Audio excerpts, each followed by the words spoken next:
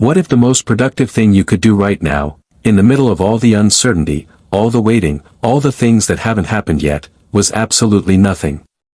Not giving up. Not going numb. Not pretending the difficulty isn't real. Just trusting. Deeply. Completely. Against every instinct that anxiety has spent years training in you. What if the life you have been desperately trying to force into existence has actually been assembling itself, quietly, invisibly, with a precision your panic could never have engineered, all along? Stay with me.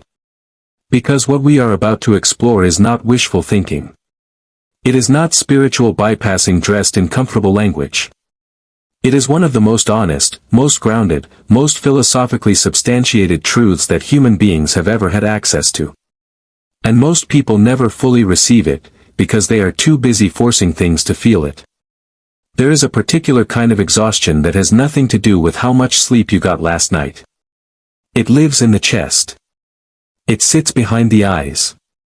It follows you into the morning before the day has made a single demand, because it is not physical tiredness. It is the exhaustion of a mind that has been working overtime, for months or years, trying to control outcomes it was never meant to control. Trying to see a path that hasn't been revealed yet. Trying to force clarity in conditions that require, demand, patience. If you are carrying that exhaustion right now, I want you to hear something that I mean with absolute sincerity. You have been working too hard at the wrong job. The job of forcing. The job of controlling. The job of making things happen on a timeline that your fear invented and your anxiety enforces. That job was never yours. And the sooner you resign from it, not in defeat, but in wisdom, the sooner you will feel the shift that every person who has ever walked through a season of uncertainty and come out the other side describes in almost identical language. I don't know when I stopped fighting it. But the moment I did, things started moving. Let me tell you about a man named Elias. Elias was 34 years old and by every external measure, struggling. A business he had poured 3 years of his life into had collapsed. A relationship he believed was permanent had ended. He had moved back into a small apartment that felt like a symbol of everything that had gone wrong, and he lay awake most nights running the same calculation over and over. What did I do wrong? What should I have done differently? How do I fix this? How do I make something happen? How do I get back to where I thought I was going? He was exhausting himself with the math of a situation that didn't have a mathematical solution. One evening, a mentor, an older man who had lived through 3 business failures, a health crisis, and a rebuilding that eventually produced something extraordinary, sat across from Elias and said something that initially made him angry. Elias. Stop. Everything that has fallen apart is making space for something you cannot see yet. Your only job right now is not to fill that space with panic before it can be filled with what's coming. Elias wanted to argue. He had things to say about practical reality and financial pressure and the fact that trust doesn't pay bills. But he didn't argue. Because somewhere underneath the exhaustion and the fear and the frantic mental calculation, he felt the truth of it land. Not as comfort. As recognition. Like something he had always known but had been too busy forcing things to remember. He stopped trying to engineer the next chapter. He started showing up, doing the work in front of him, one day at a time, without the crushing demand that each day's effort immediately produced the result he was waiting for. 18 months later, Elias was running something better than what had collapsed. In a direction he could never have anticipated from the floor of that small apartment. Built from connections and opportunities and redirections that only became possible because he had stopped filling every space with desperate, fear-driven action. The collapse was not the end of his story. It was the architecture of the next chapter. He just couldn't see it from where he was standing. Here is what I want you to genuinely understand, not just intellectually, but in the part of you that makes decisions at 2 a.m. when the anxiety is loudest. Uncertainty is not the same as things going wrong. Read that again. Slowly. We have been conditioned, by a culture obsessed with visibility, with metrics, with the immediate evidence of progress, to treat the absence of visible results as confirmation of failure. To interpret the quiet seasons, the waiting seasons, the seasons where nothing seems to be moving, as evidence that nothing is. But this interpretation is not truth. It is anxiety wearing the costume of realism. The most significant processes in the natural world are invisible before they are evident. A seed does not show you what it is becoming while it is becoming it. It works in darkness, in silence, in conditions that look, from the outside, like nothing at all. The soil is undisturbed. The surface is unchanged. And then, when the work underground is complete, when the root system is strong enough to support what is coming, it breaks through. Not gradually. Suddenly. One day there is nothing. The next day there is everything. And the person who dug up the seed every 3 days to check on its progress, who couldn't tolerate the silence of the process, never sees the breakthrough. Because they interrupted the very conditions that made it possible. You are a seed in a season of underground work. The silence is not emptiness. The stillness is not stagnation. The waiting is not wasted time. It is preparation. And preparation, by its very nature, is invisible until it is suddenly, unmistakably, irrevocably complete. The Stoic philosophers were not naive optimists. I want to make that absolutely clear, because this conversation could easily be misread as encouragement toward passive wishful thinking, and that is not what the Stoics taught, and it is not what I am offering you today. Marcus Aurelius was emperor of Rome during some of the most brutal, relentless, genuinely catastrophic circumstances in Roman history. Plagues. Wars. Political betrayals. Personal losses. He did not sit in his palace and tell himself that everything would work out because the universe was friendly. He did something far more sophisticated than that.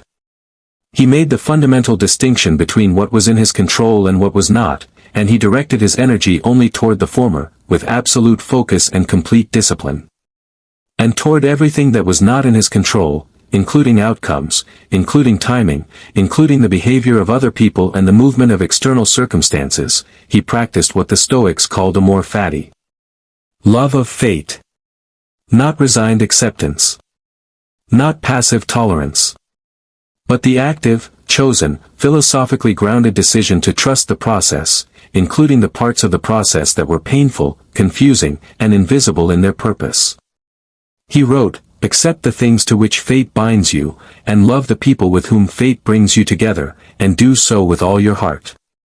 This is not a man telling you to do nothing.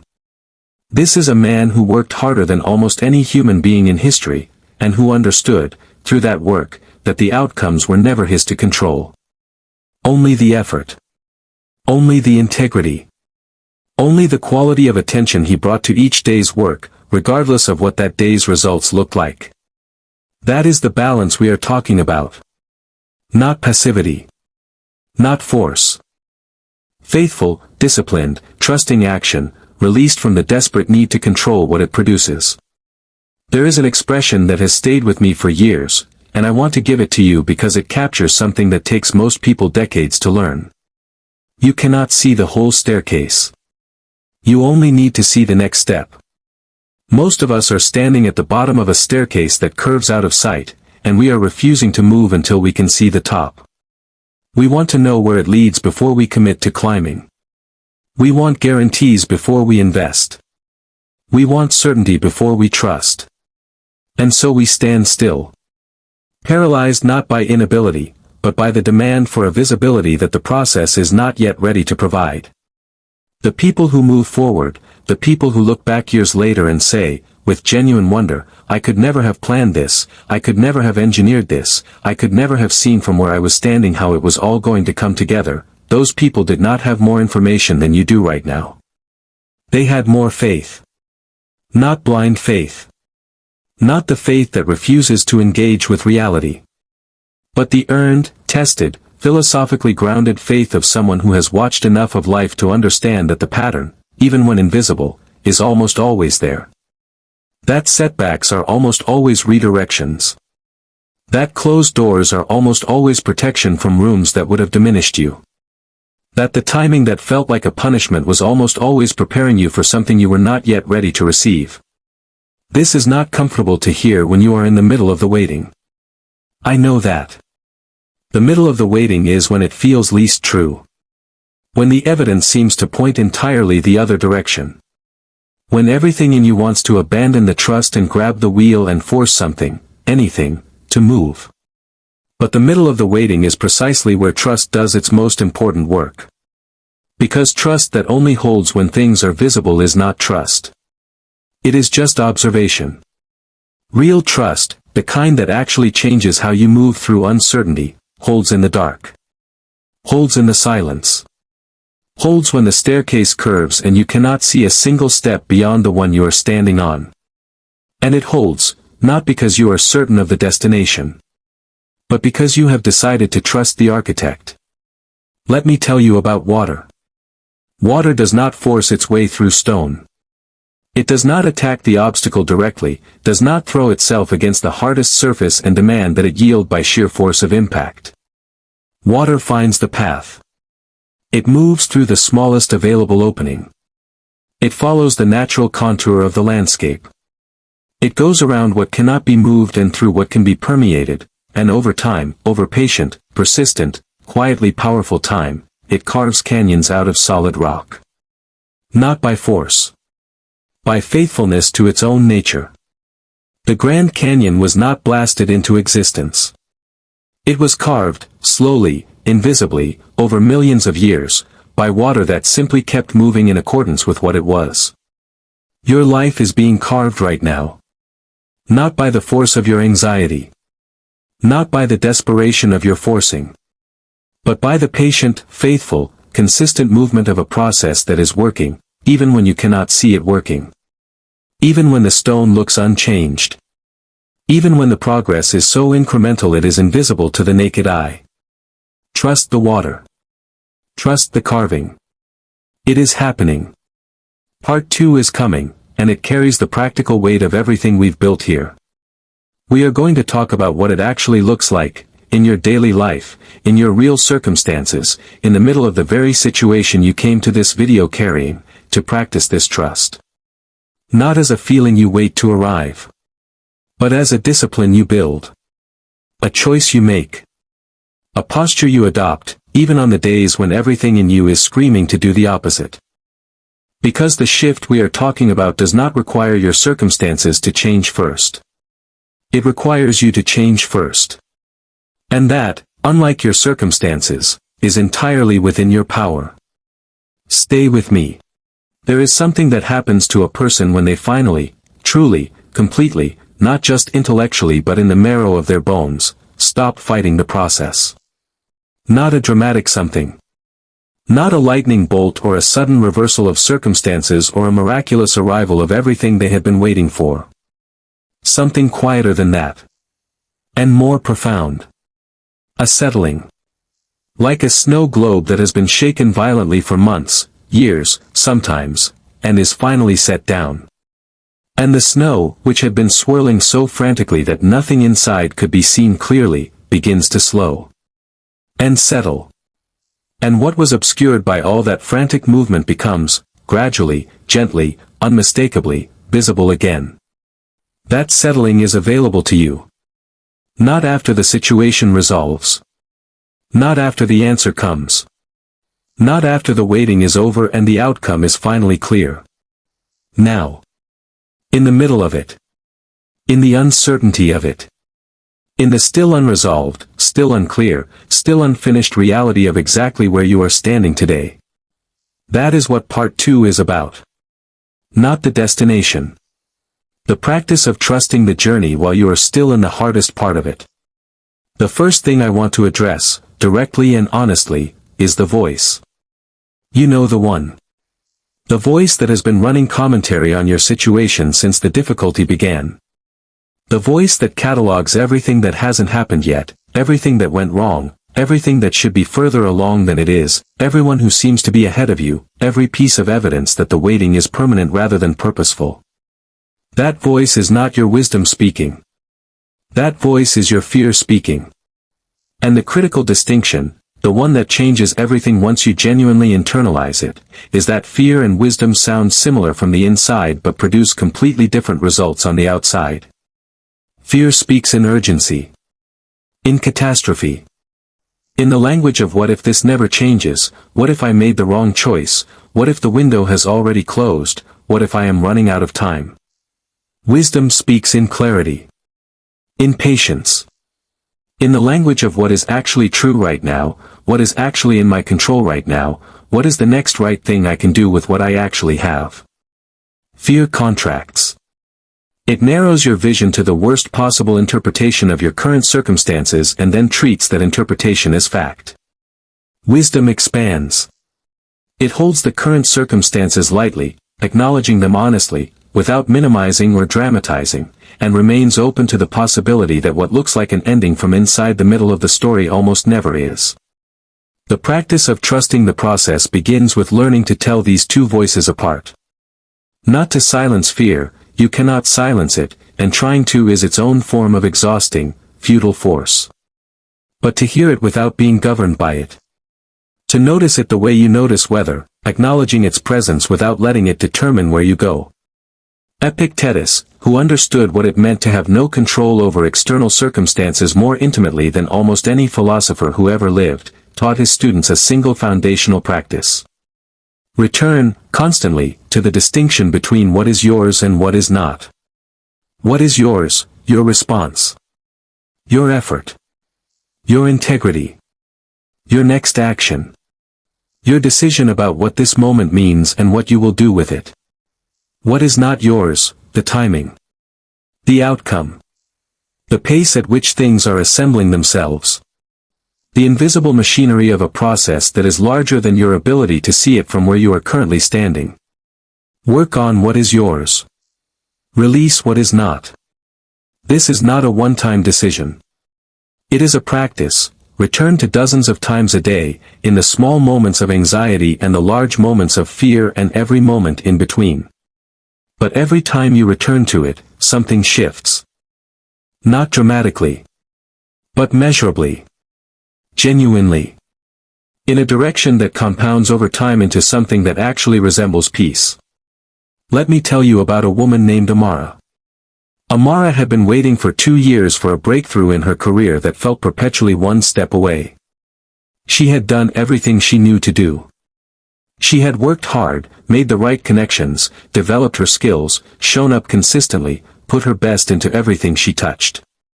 And yet, the door she was standing in front of remained closed.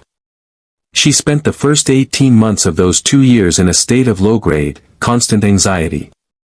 Not panic, just the persistent, draining hum of someone who is trying to remain calm on the surface while running worst-case scenarios underneath at every waking hour. She was exhausted. And the exhaustion was making her worse at the very thing she was trying to demonstrate she was good at. Her creativity was diminished. Her presence in rooms was anxious rather than confident. Her work, though still good, had lost the quality of aliveness that had made it remarkable.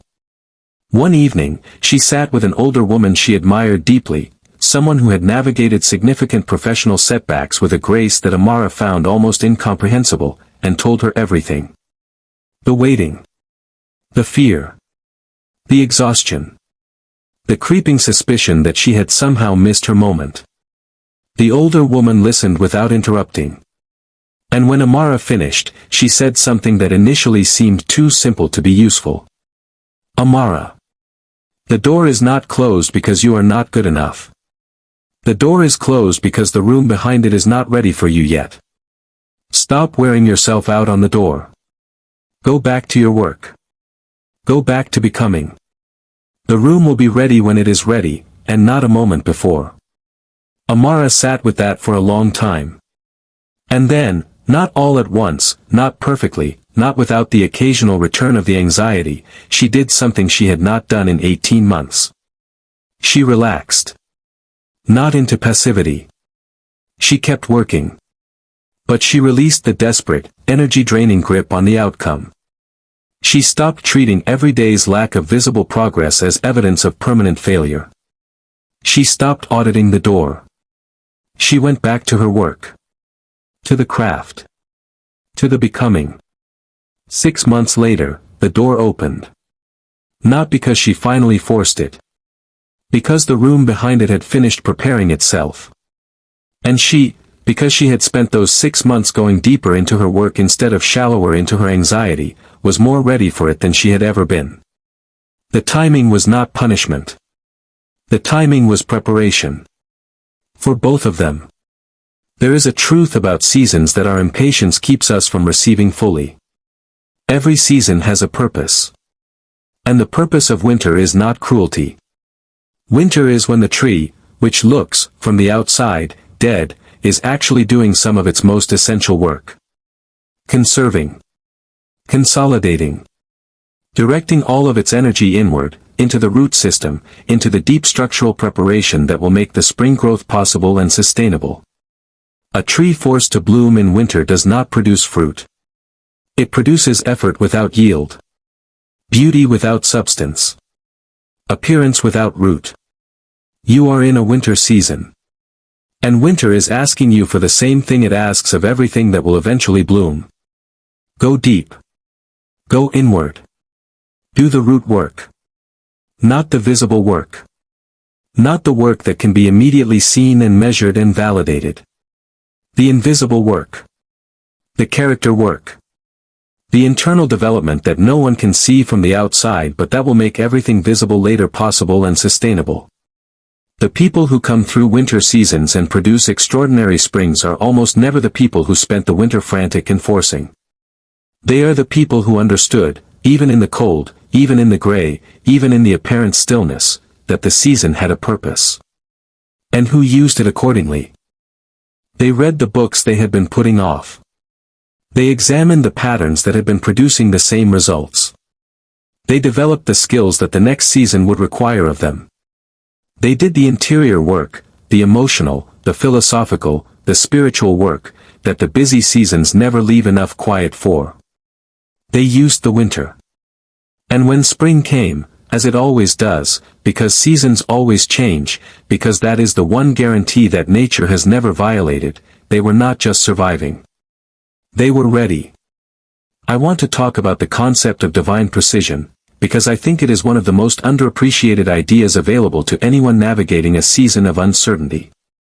Look back at your life. Not at where you are now, back. 5 years. 10 years. Further, if you can. Look at the moments that felt, at the time, like the worst things that could have happened. The rejection that devastated you. The loss that seemed insurmountable. The door that closed. The plan that fell apart. The relationship that ended. The opportunity that didn't come through. Now look at what came after. In most cases, not all, but most, you will find something remarkable when you look back with the distance that honest reflection requires. The rejection led to a redirection. The loss created a space. The closed door protected you from a room that would have diminished you. The fallen plan made way for something better constructed. The ended relationship created the vacancy that the right one eventually filled. The missed opportunity cleared the path for one that fit better. This is not manufactured positivity. This is the honest testimony of almost every human being who has lived long enough to see the full arc of their own story. The dots, when connected in retrospect, almost always form a picture that forward-looking anxiety could never have drawn. Marcus Aurelius called this logos, the rational principle underlying all things. The idea that there is an order, a pattern, a coherence to the unfolding of events that is not always visible in the moment but is almost always evident in retrospect. You are not in chaos. You are in a pattern that you cannot yet see completely. And the invitation, the deeply, genuinely, philosophically grounded invitation, is to trust the pattern even before it is fully visible. Not because you are certain of how it ends, but because you have lived enough, and looked back honestly enough, to know that it has always, eventually, cohered into something you could not have engineered from within the middle of it. Let me give you something practical. Something you can take from this conversation today and apply in the most immediate, concrete way possible. The next time the anxiety rises, the next time the voice starts its familiar catalog of what hasn't happened yet and what might never happen and why the waiting is evidence of failure rather than preparation, I want you to do something specific. Ask yourself 3 questions. The first, what is actually true right now? Not what I fear might be true, not what my worst-case thinking is telling me is true, but what is actually, verifiably, undeniably true about my situation right now. In almost every case, you will find that the actual present reality is significantly less catastrophic than the story anxiety is telling about it. Not painless. Not easy. But manageable. Present. Workable. Fear lives in the future. Reality lives in the present. And the present, when you actually inhabit it rather than project past it, is almost always survivable. The second question, what is in my control right now? Not what should be in your control. Not what you wish were in your control. What actually, genuinely is. The next step you can take. The next quality you can bring to the work in front of you. The next choice you can make that aligns with who you are and where you intend to go. Focus there. Only there. With the full, undivided, unfrantic attention of someone who has made peace with everything outside that circle. The third question, have I been here before, in a season that felt permanent but wasn't, and come through? Almost certainly, the answer is yes. You have survived every difficult season that came before this one. Every period of uncertainty that felt like it would never resolve eventually did. Every winter you have lived through has given way to spring, maybe not the spring you expected, maybe not on the timeline you demanded, but spring nonetheless. You have evidence. Real, personal, lived evidence, that this is not the end of your story. Use it. Let it be the ground you stand on when the anxiety tries to tell you otherwise. There is an expression that has never lost its power no matter how many times I return to it. Everything will be okay in the end. If it's not okay, it's not the end. Sit with that. Not as a platitude. As a philosophical position. As a genuine, considered, honest engagement with the reality of how human lives, including yours, actually unfold. The end of your story has not been written yet. What looks like a conclusion from inside the middle is almost never one. What looks like a permanent condition is almost always a season. What looks like evidence that things are falling apart is, more often than you can currently see, evidence that things are falling into place. Into a place that required the falling apart to make room. Into a configuration that could not have existed without the dismantling. Into something better, more aligned, more true to who you actually are and what you actually need, than whatever you were trying so desperately to hold together. Relax. Not into passivity. Into trust. Do your work. Show up with integrity. Take the next step on the staircase even though you cannot see where it leads. Water your seeds without digging them up to check. Let the winter do its root work. Trust the pattern even before it is fully visible. And release, genuinely, completely, as an act of practiced wisdom rather than defeated resignation, release the grip on the outcome. Because the outcome is not yours to grip. It never was. Your part is the effort. The integrity. The faithfulness to your own becoming. The rest, the timing, the unfolding, the assembling of pieces you cannot yet see into a picture you cannot yet imagine, the rest is already in motion. It has been in motion all along. You just couldn't see it. Everything is falling into place. Even now. Even here.